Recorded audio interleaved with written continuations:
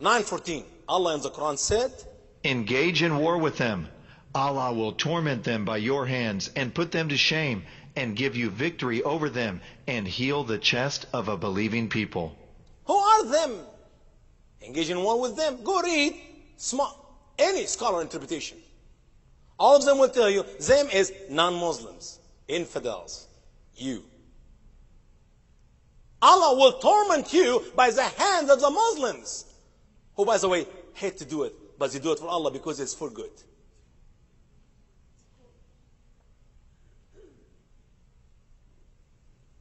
What do we have here? This comes from Army Reserve Training in the United States of America. They give us a list of the radical Muslim, the radical people, the extremists. First one, evangelical Christians, U.S. Christians. Do you see where we're going with that? Not Muslims, us are the first extremists. That's our army. And if you ask them, why do you think Christians are radical? Why do you think Christians, evangelical, are extremists? They will tell you, here is the explanation. Listen carefully. Extremism is a complex phenomenon. It is defined as beliefs, attitudes, feelings, actions, or strategies of a character far removed from the ordinary. Because ordinary is subjective, no religious group would label itself extreme or its doctrine extremism. However, religious extremism is not limited to any single religion, ethnic group, or region of the world. Every religion has some followers that believe that their beliefs, customs, and traditions are the only right way, and that all others are practicing their faith the wrong way, seeing and believing that their faith, religion, superior to all others. How many times I talk to some atheist or some idiot who tell me, well, they're always extreme in every religion. That's the same idea. Christian have extremists and Muslim have extremists, and there is good and bad in everyone. Excuse me, why he consider us Christian extremists, radical? Because we believe that our faith is the truth. We believe in Jesus' word to be the truth. See, Jesus says, I am the way, the truth, and the life, and no one comes to the Father but by me. That's the teaching of Jesus. And we believe in this truth to be the only truth can be found. But see, if you insist that you are the only one who has the truth, and others do not have the truth, that means you are radical.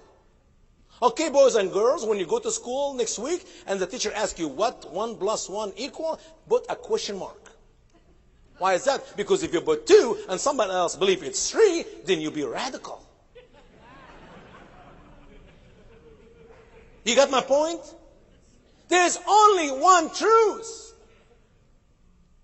If the GPS said turn right, and that's where you're supposed to do, to turn right, and you just keep going, then you get lost. There's only one truth. There's no such a thing as 2 ways are right. Especially when you know what the Bible said, and you know what the Quran says, or whatever cult out there said. For example, listen to what Allah said in the Quran. O you prophet, provoke the believers to engage in war. If there will be 20 patient ones of you, they will have victory over 200. See, the problem, I believe, in America, we're thinking that the Muslims, the radical, the extremists, are not believers. Who said that? Our leaders. Bush invented some word like radical Muslim. Excuse me, they're not radical. They're true believers. They're true Muslims. Allah called them believers. Muhammad calls them believers. They called themselves, the last 1400 years, believers. And we, ignorant American, calls them extremists. A true Muslim is commanded by Allah to engage in war with you and kill the last one of you. Because you're infidels. But let's compare this to the Bible to see what does the Bible say about provoking believers. And let us consider one another to provoke unto love and to good works. So let's think about here. These people, their Allah commands them or provokes them by their Muhammad to kill us. And they are believers. These people, their God commands them with the power of the Holy Spirit He provoked them to love each other and do good work. They are both extremists? No, but the Christian is extremist because they believe Jesus is the only way. Or if you don't believe Jesus is the only way, if you are a Muslim, when you go to hell, tell Muhammad, Usama, say hello. You see, there's no two roads to heaven. I like Oprah when she said the other day, oh, Muhammad is good, Jesus is good, Buddha is good, everybody's good. And I doubt Oprah have even read anything about Muhammad or Buddha. Because that's what Muhammad taught. And that's what the Bible, the Holy Spirit taught us. They cannot be both right. Is killing you equal to loving you?